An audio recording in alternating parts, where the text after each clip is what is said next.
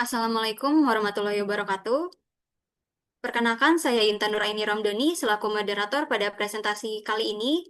Di sini kami dari kelompok 11 akan mempresentasikan hasil diskusi kami mengenai materi dari peranan perdagangan internasional dalam perekonomian. Di sini saya tidak sendiri, saya bersama rekan-rekan tim saya, yaitu ada Utami Dewi, Inayati Aina, Fitria Handayani, dan juga Indra Setiawan. Materi pertama akan dijelaskan oleh Utami Dewi. Baik, saya mulai dari efek perdagangan internasional terhadap pertumbuhan ekonomi. Pertumbuhan ekonomi sendiri merupakan tujuan utama dari pembangunan ekonomi di suatu negara. Hal ini menjadi indikator keberhasilan pembangunan dan kesejahteraan masyarakat. Secara sederhana, pertumbuhan ekonomi menggambarkan proses perubahan kondisi ekonomi menuju keadaan yang lebih baik dalam periode tertentu. Nah, salah satu faktor penting yang sangat mempengaruhi pertumbuhan ekonomi adalah perdagangan internasional. Melalui perdagangan internasional, suatu negara dapat meningkatkan produktivitas dan industrialisasi, kemudian berpengaruh pada peningkatan pendapatan nasional, serta mendorong terjadinya globalisasi dan tumbuhnya perusahaan-perusahaan multinasional. Selanjutnya, kita masuk ke pengertian perdagangan internasional. Perdagangan internasional adalah kegiatan jual beli barang dan jasa antara penduduk dari dua negara atau lebih yang dilakukan berdasarkan kesepakatan bersama. Perdagangan ini bisa melibatkan individu, perusahaan dengan pemerintah, ataupun antar pemerintah negara. Dalam konteks perekonomian global, perdagangan internasional menjadi motor utama peningkatan GDP suatu negara. Melalui perdagangan ini, banyak keuntungan yang bisa kita dapat, seperti peningkatan skala pasar, efisiensi produksi, dan masuknya investasi asing langsung. Selain itu, perdagangan internasional juga mendorong inovasi industri, memperluas kesempatan kerja, serta meningkatkan pendapatan dan cadangan devisa negara. Secara keseluruhan, perdagangan internasional berperan penting dalam mempercepat pertumbuhan ekonomi suatu negara. Selanjutnya masuk ke materi produk domestik bruto atau PDB. PDB merupakan salah satu indikator utama untuk mengukur kesejahteraan ekonomi suatu negara. PDB menggambarkan nilai pasar dari seluruh barang dan jasa yang diproduksi dalam periode tertentu. PDB menggambarkan nilai pasar dari seluruh barang dan jasa yang diproduksi dalam periode tertentu. Semakin besar nilai PDB, maka dapat diartikan bahwa pendapatan dan kesejahteraan masyarakat juga meningkat. Hubungannya dengan perdagangan internasional adalah semakin tinggi ekspor yang dilakukan suatu negara, maka semakin besar pula PDB-nya. Dan pada akhirnya akan meningkatkan kesejahteraan masyarakat. Baik, selanjutnya kita bisa lihat data mengenai produk domestik bruto atau PDB Indonesia pada tahun 2015 hingga tahun 2019. Terlihat bahwa nilai PDB Indonesia terus mengalami peningkatan setiap tahunnya. Mulai dari 3.368 triliun rupiah pada tahun 2015 hingga mencapai 4.193 triliun rupiah pada tahun 2019. Kenaikan ini menunjukkan bahwa produktivitas dan pertumbuhan ekonomi nasional semakin membaik. Salah satu faktor yang mendorong peningkatan ini adalah meningkatnya kegiatan ekspor dan impor, atau dengan kata lain, perdagangan internasional yang semakin aktif. Selanjutnya, terdapat rumus untuk menghitung PDB yaitu Y sama dengan C ditambah I ditambah G ditambah X dikurangi M. Dengan keterangan, C adalah konsumsi, I adalah investasi, G adalah belanja pemerintah. Dan X dikurangi M merupakan ekspor neto, yaitu ekspor dikurangi impor. Artinya, jika ekspor X lebih besar daripada impor M, maka nilai PDB akan meningkat. Dari sini, kita bisa simpulkan bahwa perdagangan internasional memiliki peran yang sangat penting dalam meningkatkan pendapatan nasional. Lalu, kemudian kita bisa melihat data perdagangan internasional Indonesia berdasarkan data dari Badan Pusat Statistik atau BPS. Terlihat bahwa total perdagangan Indonesia meningkat dari tahun 2015 hingga tahun 2019 dengan tren pertumbuhan sekitar 5,76%. Kenaikan ini menunjukkan bahwa aktivitas ekspor dan impor semakin meningkat. yang berdampak positif terhadap pertumbuhan ekonomi nasional. Namun, pada tahun 2020, nilai perdagangan mengalami penurunan sekitar 10,6% akibat pandemi COVID-19 yang menyebabkan penurunan permintaan global dan terganggunya rantai pasok dunia. Jadi dapat disimpulkan bahwa perdagangan internasional memiliki peran penting dalam mendukung pertumbuhan ekonomi Indonesia, tetapi juga sangat dipengaruhi oleh kondisi global. Untuk selanjutnya akan disampaikan oleh rekan saya yaitu Intan. Selanjutnya, ada efek terhadap produksi. Perdagangan luar negeri memiliki pengaruh yang kompleks terhadap sektor produksi dalam negeri. Pengaruh ini terlihat melalui beberapa faktor utama yang mempengaruhi proses produksi. Kemudian di sini ada spesialisasi produksi. Perdagangan internasional mendorong negara untuk fokus memproduksi barang yang memiliki keunggulan komparatif, sehingga meningkatkan efisiensi dan pendapatan, namun dapat menimbulkan resiko jika terlalu bergantung pada satu sektor.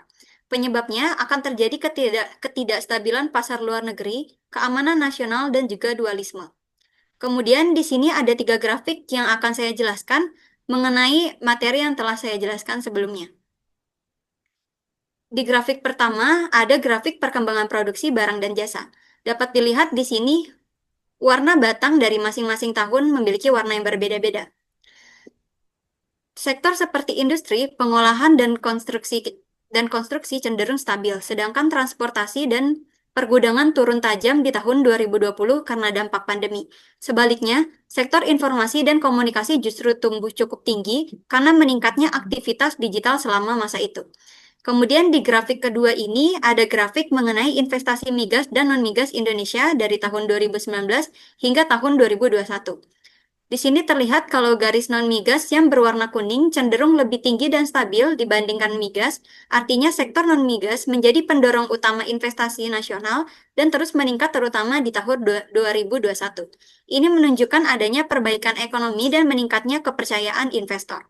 Kemudian di grafik yang ketiga, ini ada kurva investment surplus atau surplus investasi. Di sini kita bisa lihat perbandingan antara harga domestik tanpa perdagangan dan harga dunia.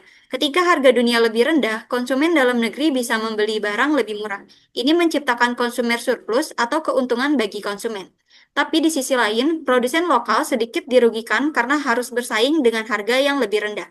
Meski begitu, secara keseluruhan perdagangan tetap menguntungkan karena efisiensi meningkat dan mendorong investasi baru di dalam negeri. Next. Berikutnya ada Fan for Surplus, yaitu pertumbuhan ekonomi terangsang oleh terbukanya daerah pasar baru. Perdagangan luar negeri membuka daerah pasar baru yang lebih luas bagi hasil-hasil produksi dalam negeri. Sumber-sumber daya ekonomi yang semula menganggur atau surplus sekarang memperoleh saluran atau event untuk dimanfaatkan karena adanya daerah pasar yang baru. Di samping ini adalah eh, gambar kurva Fan for Surplus, yaitu sumbu X menunjukkan barang ekspor atau produk primer seperti hasil pertanian, tambang, dan lain-lain. Untuk sumbu Y, yaitu barang impor atau produk manufaktur, ada titik-titik di kurva menunjukkan kombinasi antara ekspor dan impor. Lalu saat perdagangan dibuka, titik produksi dan konsumsi bergeser karena negara mulai ekspor dan impor sesuai keunggulannya yang berarti ekonomi naik. Slide selanjutnya.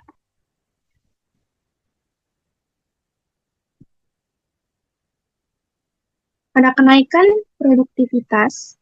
Kenaikan produktivitas ialah pengaruh yang dirasakan sangat penting dari perdagangan luar negeri terhadap sektor produksi berupa peningkatan produktivitas dan efisiensi pada umumnya. Di atas ini merupakan gambar kurva produktivitas tenaga kerja yang menunjukkan sumbu X yaitu rasio modal terhadap tenaga kerja atau K per L. Sumbu Y menunjukkan output per pekerja yaitu G per L. Kurva FT0 ke FT1 menunjukkan peningkatan produktivitas seiring waktu. Ada garis TFP, yaitu total faktor productivity yang menunjukkan bahwa efisiensi keseluruhan meningkat. Selanjutnya akan dijelaskan oleh Indra. Next ada efek terhadap konsumsi. Yang pertama itu ada transformation effect, yaitu peningkatan konsumsi yang terjadi karena perubahan sumber-sumber ekonomi atau barang-barang dalam negeri menjadi barang-barang dari luar negeri. Apa dampaknya? Yang pertama, meningkatnya permintaan terhadap barang impor. Yang kedua, menurunnya daya saing produk dalam negeri. Demonstration effect, yaitu pengaruh langsung dari perdagangan internasional terhadap pola konsumsi masyarakat. Apa dampaknya? Yang pertama, pola konsumsi menjadi tidak sesuai dengan kondisi perekonomian nasional. Yang kedua, propensity to consume atau kecenderungan untuk konsumsi menjadi terlalu tinggi. Dan yang ketiga, mengurangi sumber dana untuk investasi yang dapat menurunkan pertumbuhan ekonomi. Next slide.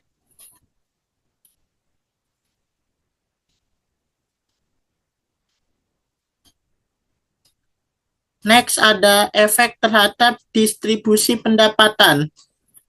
Yang pertama adalah pandangan neoklasik, yaitu hubungan luar negeri dianggap dapat meratakan distribusi pendapatan baik dalam negeri maupun antar negara melalui dua saluran utama, yaitu perdagangan dan aliran modal. Negara akan berspesialisasi pada produksi barang yang memanfaatkan faktor produksi yang paling melimpah di dalamnya. Dan yang kedua ada pandangan anti-neoklasik, yaitu hubungan luar negeri dianggap dapat meratakan distribusi pendapatan baik dalam negeri maupun antar negara melalui dua saluran utama, yaitu perdagangan dan aliran modal. Negara akan berspesialisasi pada produksi barang yang memanfaatkan faktor produksi yang paling melimpah di dalamnya. Next slide.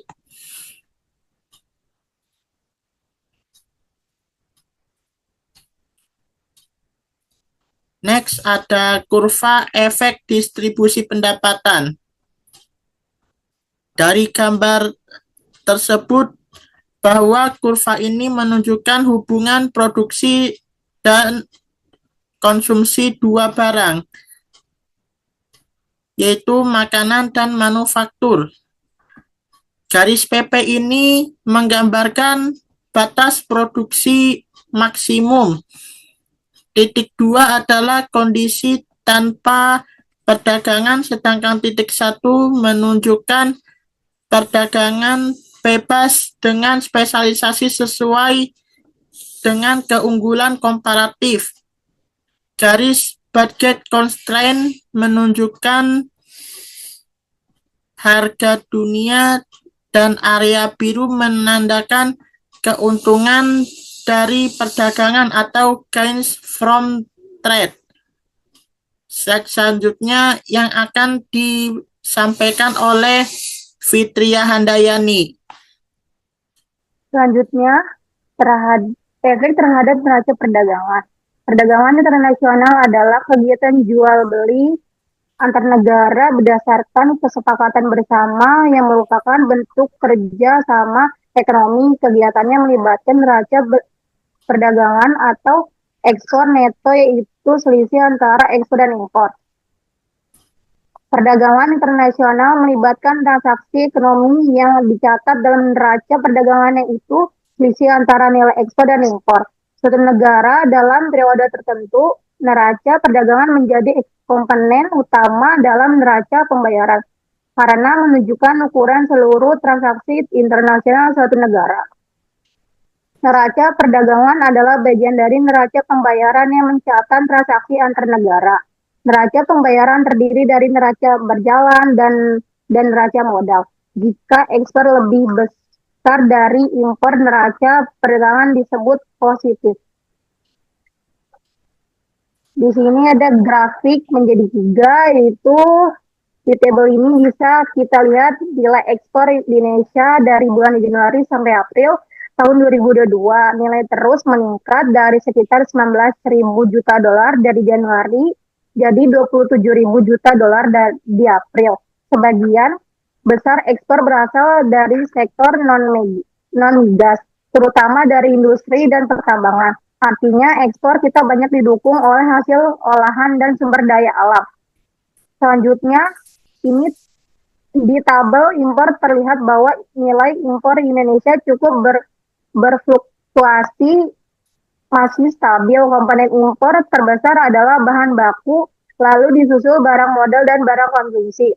Ini menunjukkan impor lebih banyak digunakan untuk kegiatan produksi dalam negeri, bukan untuk konsumsi pribadi. Kemudian di tabel neraca perdagangan terlihat bahwa total perdagangan Indonesia tahun 2017 sampai 2021 terus meningkat. Sektor migas cenderung mengalami defisit, tapi sektor non-migas selalu mencatat surplus yang besar. Jadi secara keseluruhan Indonesia masih mengalami surplus perdagangan, artinya mengalami ekspor kita lebih tinggi daripada impor. Dari ketiga tabel ini disimpulkan bahwa kinerja ekspor Indonesia terus membaik dan impor didominasi oleh bahan baku dan neraca perdagangan kita berada dalam kondisi positif. Hal ini menunjukkan perekonomian Indonesia cukup kuat dan masih tergantung pada sektor non-migas. Selanjutnya, faktor yang mempengaruhi neraca perdagangan. Yang pertama, biaya produksi negara importir versus negara eksportir. Biaya produksi minyak bumi di Indonesia lebih mahal daripada biaya produksi minyak bumi negara-negara Arab. Maka industri Indonesia mencenderung mengimpor minyak bumi daripada membeli produksi lokal. Yang kedua, ketersediaan bahan mentah atau bahan baku. Jika suatu negara ingin memproduksi barang berkualitas tinggi tetapi negaranya tidak tersedia bahan baku yang berkualitas tinggi, maka negara harus mendatangkan dari luar negeri atau melakukan impor. Yang ketiga, nilai tukar mata uang. Negara yang memiliki nilai tukar mata uang yang tinggi akan memiliki daya saing yang rendah dalam perdagangan internasional jika dibandingkan dengan negara dengan nilai tukar lemah. Yang keempat, standarisasi barang impor. Penerapan standar tertentu untuk barang yang memperbolehkan beredar di negara tertentu dapat menjadi hambatan bagi suatu negara untuk mengekspor barangnya ke negara lain. Yang kelima, tarif impor atau ekspor. Pemerintah bisa mematok tarif ekspor tinggi guna mencegah pengiriman suatu barang ke luar negeri apabila dikhawatirkan akan ada ekspor barang vital. Terima kasih. Demikian pemaparan dari kelompok kami mengenai peranan perdagangan internasional dalam perekonomian yang mencakup pembahasan tentang efek terhadap pertumbuhan ekonomi, produksi, konsumsi, serta distribusi pendapatan. Semoga materi yang telah disampaikan dapat menambah pemahaman kita semua tentang bagaimana perdagangan internasional berpengaruh terhadap perekonomian suatu negara. Saya selaku moderator, mohon maaf apabila terdapat kesalahan dalam memimpin jalannya presentasi. Akhir kata, kami ucapkan terima kasih atas perhatian dan kerjasamanya. Wassalamualaikum warahmatullahi wabarakatuh.